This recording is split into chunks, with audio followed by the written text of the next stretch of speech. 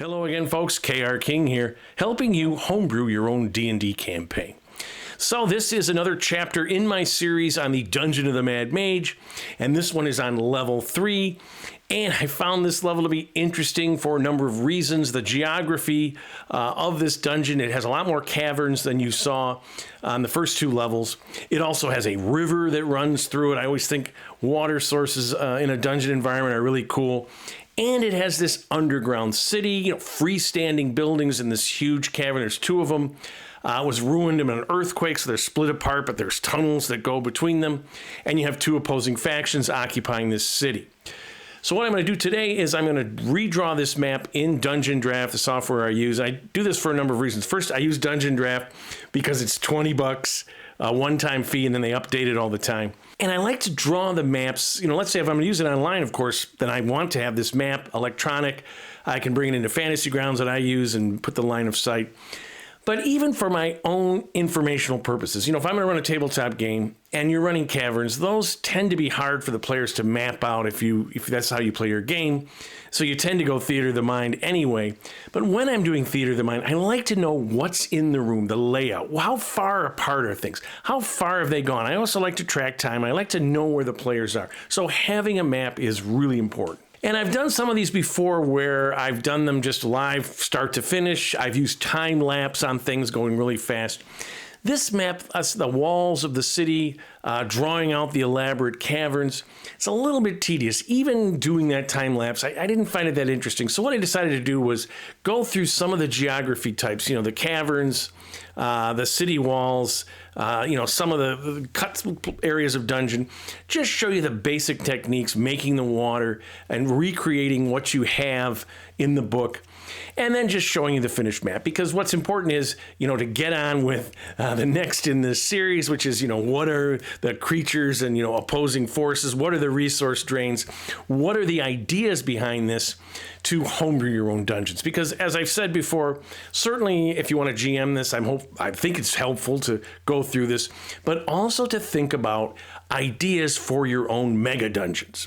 So let's head into Dungeondraft and recreate level 3, the Dungeon of the Mad Mage.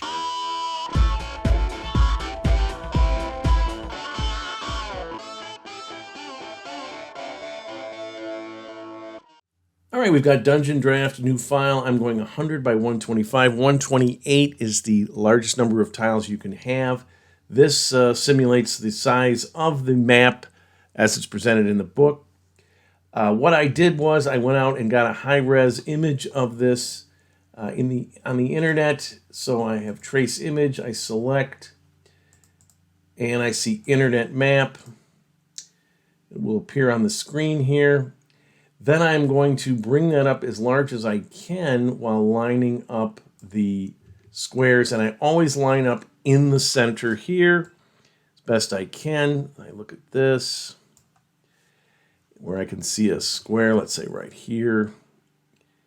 And I'm going to make that a little bit smaller, I think.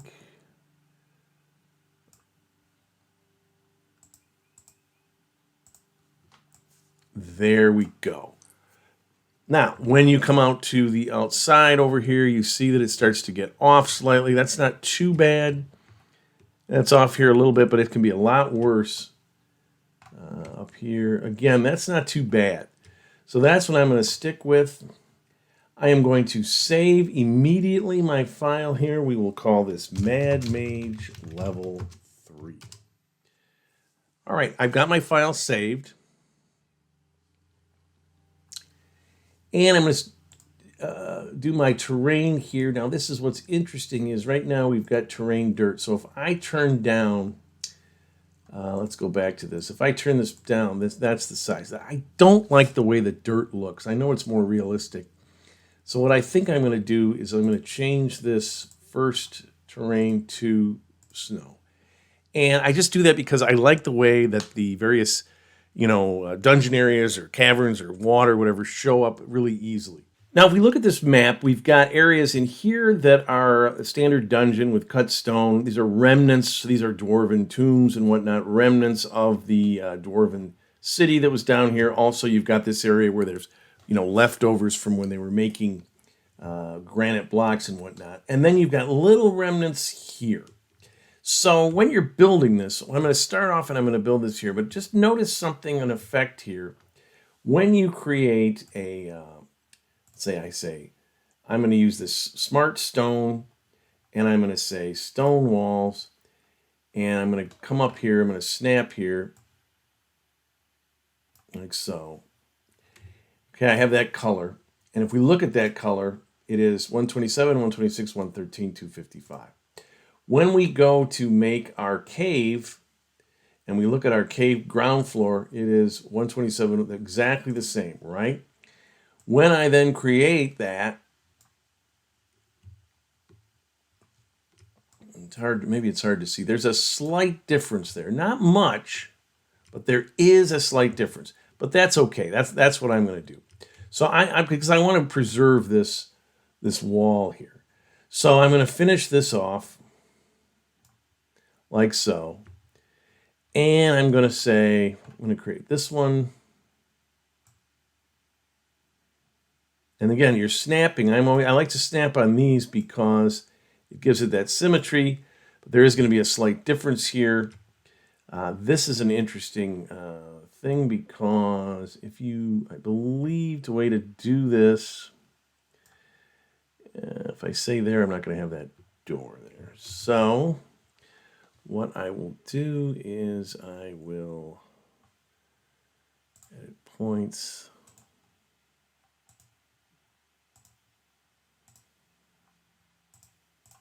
All right, and then they'll create a door there. Let me see here. And then I will create walls here.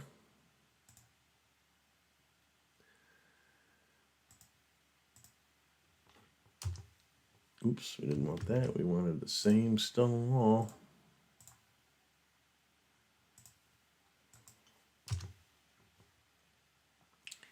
Now, if we create a door in that wall, there we go. Notice the floor is not the same. So you go to pattern, and you can freeform that. Okay, but notice, oh, the color's wrong, right? What is that color? Okay, I go to here, 127, 126, 113. It's the same, and yet it's not. If I go back to my shape here, what is that? 127, 126, 113. So that's a little irritating. I don't know why that is, but I've always noticed that. Just something you have to deal with. Okay. So now we're going to complete these. I'll just do this.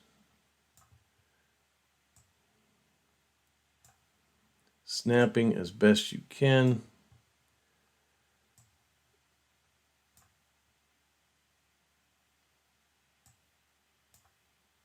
And if you say, it's a little wide, edit points. Bring that to there, that to there. Here again, I have a situation. Well, let me finish this first.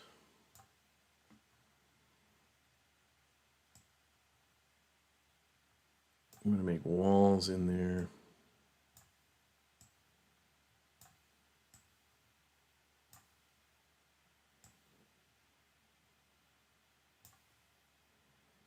Edit those, bring them down.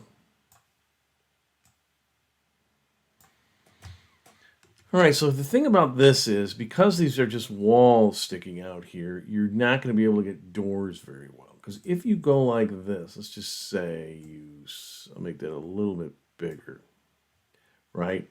And you put walls in here, you could turn your snap off and go like that. See how those are kind of goofy. If you put your snap back on, you're left with either here, so you could go like that, that, that.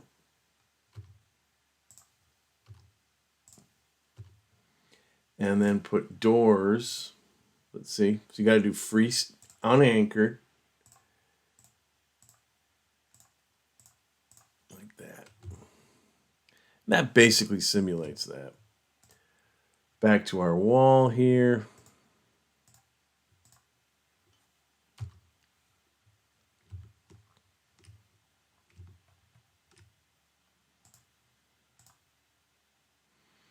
And if we do door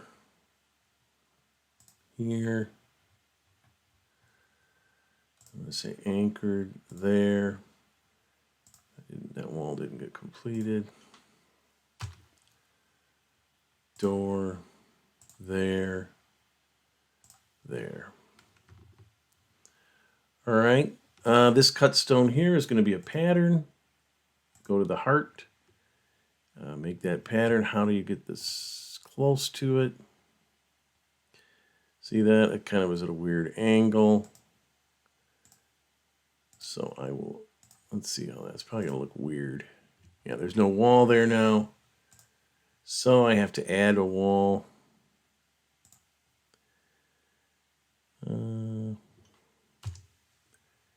Door. There. And it does have kind of that pattern there. If you wanted to get rid of that, you would edit points like that. There you go. Similar. All right, we've got a few more here.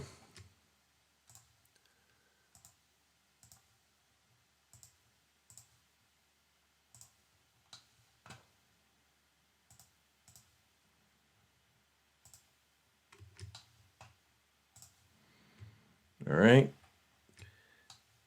And that is, oh, right in here.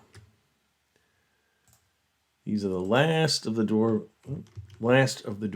cut walls.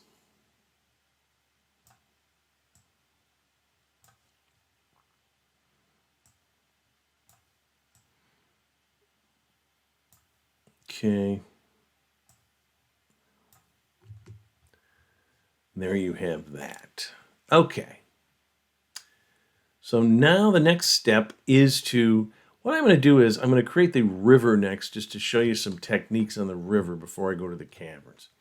So what you do is you go to terrain, water brush, decide what you want your water to look like. And I've tried different things like in swamps and whatnot, making it very strange looking. I think I'm just going to go with what they've got here just for this example. And basically you hold down on your mouse key, your right, like that, and it creates the water. And if you want to, let's say you go way over there like this, Alt key, turns it blue, you'll see, and then that'll get rid of that. So I'm just going to, interesting little feature there. Okay, I'm just going to come down here, and I'm going to use the big brush first and just follow that course. When you do something that takes a little bit to do,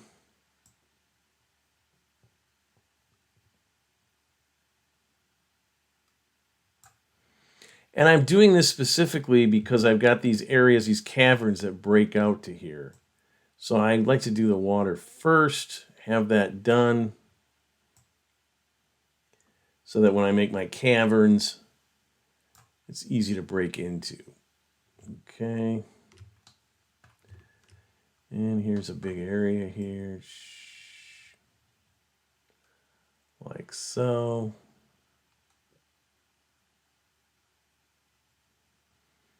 And I'm going to be speeding stuff up later on because time factor here. When you make a big area, see that little thing that's rotating? That can be a bad sign. In fact, I have to save right now because I have not saved this file in a while. And if this peters out, I'm screwed.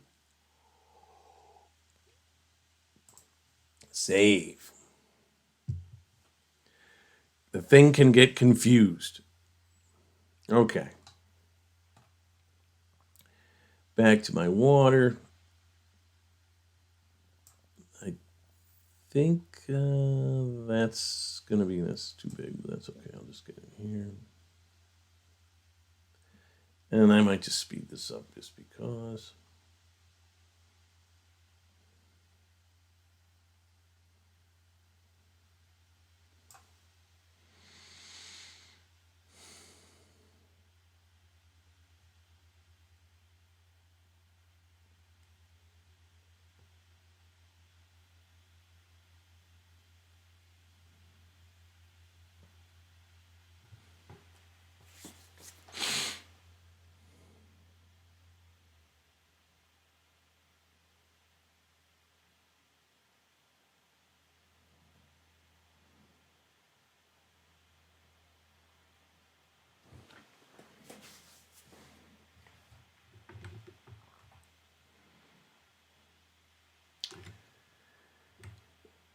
All right, and then you notice there's these rocks in here, and the way you can do this, if you want these to be rocky, go to your terrain brush and come down here to terrain gravel, okay?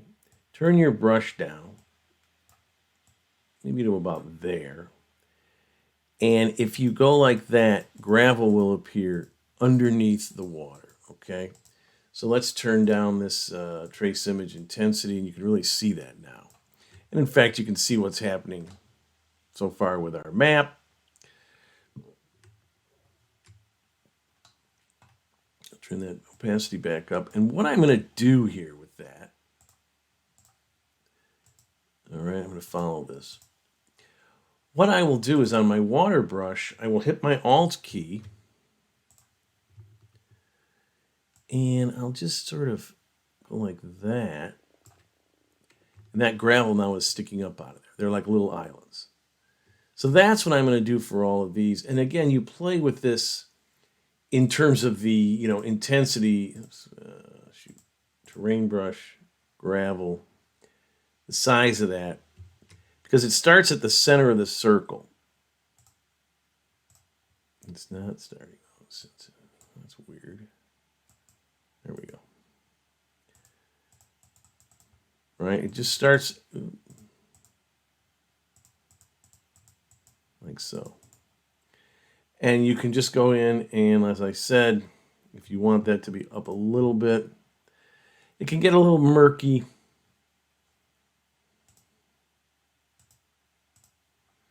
However you want to do that to create that simulated piles of stuff. You can also, let's find some of these. And I think some of these, is there another larger one? I thought there was, I guess not. Let's see this. Oh, and there I missed a spot of water, so I'll just get rid of that. So another thing that you can do is you have your terrain brush, you got your gravel, take your water and you can make a shape of some kind. Turn your snap off and just, oops, you gotta have alt on. Here's an interesting thing. So I don't have alt on, and I'm making this, and I realize, oh, I gotta have alt on. Before you hit the thing, hit alt, now it goes blue. See how it changes? All right. Again, there's different ways to do that. What I'm gonna have most of these is just under the water here. Okay. And I'm gonna do these. I'm not gonna do too many of these. I'm trying to show the techniques, and then I'm gonna come back when I finish this. Okay, we have these caverns, and they're gonna break out in here. So to make a cavern, you go to your cave brush. We have our floor and everything. We've got everything set up. And whenever we make a cavern, it creates these walls, right? The walls of the cavern. And I'm just gonna trace that like so. And if I come out to where this water is,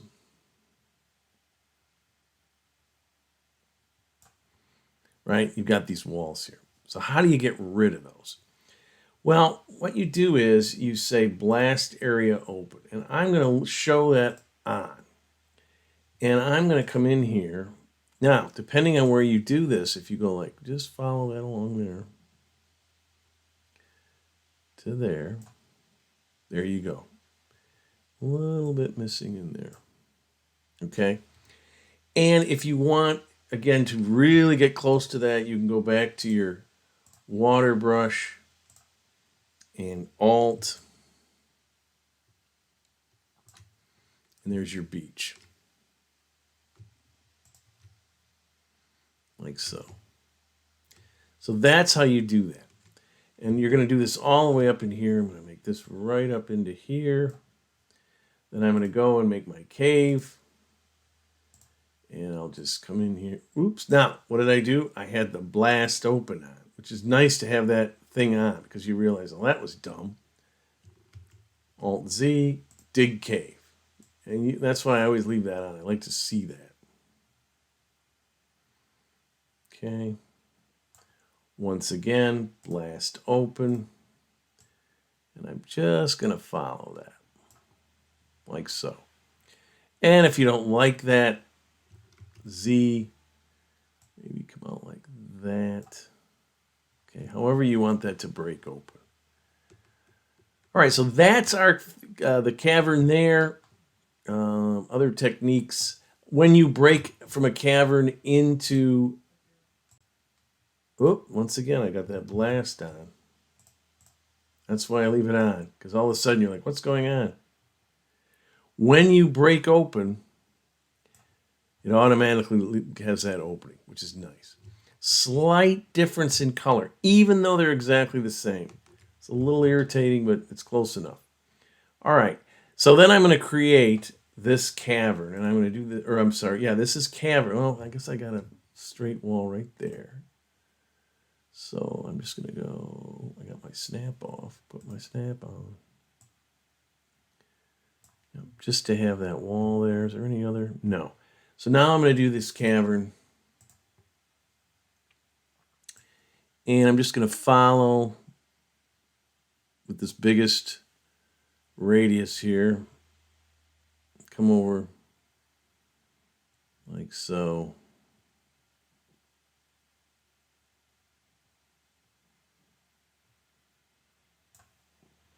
Okay.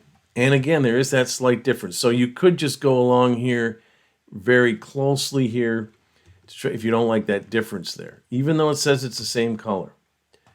All right, and I'll just do this real quick because I'm going to do a time-lapsed for those that may want to see that. But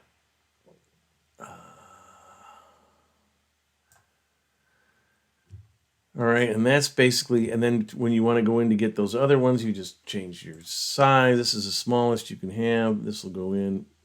If you look at these walls on here, there's two styles. There's thicker, crumbly kind of thing, and then the finer kind of more, less that. In this situation with these narrow things, you know, I like this style, but it takes up so much room that I'm just going to use that style. Okay. And again, and it's quite, you know, this is a lot of cavern in here, right? You want to always try to use, you got your big thing here, so you just go like that. And then you get, you know, gradually smaller, you know, to come into these and so on. Try to use the biggest one. Once you start making these caverns, they'll slow down your system. At least mine. I have a pretty fast laptop, but maybe if you've got a, you know, if you've got a gaming computer or something, but they will start to slow down your system. The other thing that we have to do here in this is to create this city. This was a dwarven city that's now been taken over on the one hand by hobgoblins and goblins over here. And then in here, the drow have come in and they've taken over. And so what I'm going to do, let me just, I guess I'll make this a little big. But really for the example, I don't need this area. So I'll just do this real quick. And then I'm going to do it the time lapsed. All right. These are buildings. This is kind of unusual, as I mentioned in my intro, where you've got an underground city. So these are walls. Now, the ceilings have all fallen in, according to the text, because they just don't care, apparently, because you'd think they'd want coverings for dust to fall in there, you know, where they sleep or where they eat. I don't quite understand that, but it says that there are no ceilings.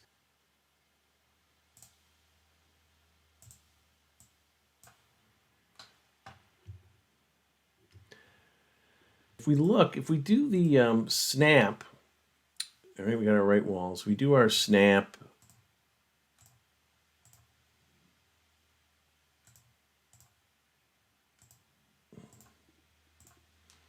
Doesn't quite have that haphazard look that's kind of cool on the map. So I'm not going to do that. I'm going to turn my snap off.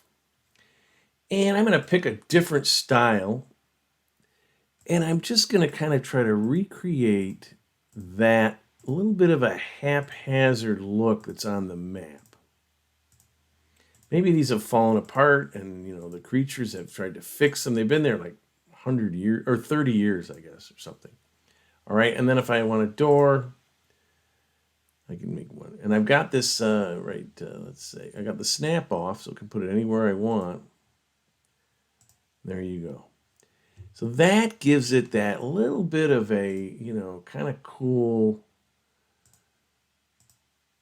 And again, this is, you know, it's close enough if you're really going to do, but if you're going to draw this out, probably because of the complexity of this map, it's going to be kind of a theater of the mind thing, you know, describing what they're seeing. And then when they get into, if they get into a tussle, you know, while they're doing this, some battle with, you know, if you want to fight the hobgoblins or whatever, or the drow over on the other side, then you can draw it out on a battle map. All right, and those are the drawing techniques that are essential to this, recreating this map, in terms of, you know, breaking these caverns out, and then adding some gravel. I'm going to add more gravel in here. All right, and there you have pretty much the finished map. I left a few of the, what you see here when we turn this trace down. We have these, and I've got doors in here, right? And then if I've still got a few things, I turn up that opacity. The nice thing about, I wanted to show the door feature, when you have these, all at these different angles unsnapped, it follows the line. So if you have something sort of unusual there, let's see here, up in here, that, see, it's at that angle, which I kind of like. It's kind of cool that it follows the weird angle of these, you know, these unsnapped walls that I made. That one's got 2 in it. There's one there. All right, looks like that's just about it there. Did I see something over here that was a little weird?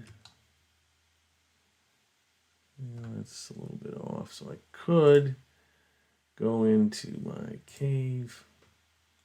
And I could just alt that. I might run into a problem with the wall. Let's just see. Once I've got all this cave in here, look at how long it takes to process that. It's thinking, it's thinking, it's thinking. And it's done. And then let's just see, that may be a problem. But let's look. I go, oh, no. Fixes it. But it got rid of the door. So I have to put it back. All right. If I turn off my trace, oops,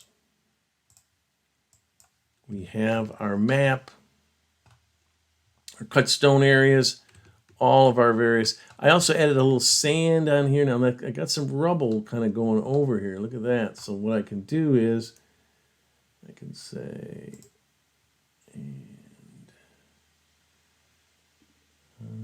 let's see, terrain, snow.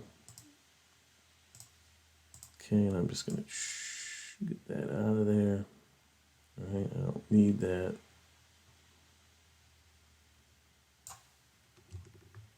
Same thing in here.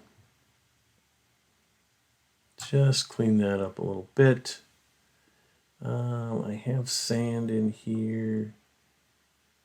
What do I want? Maybe I'll say there's dirt right here. Right, that's that. Oops. Don't do that. Snow. Haha.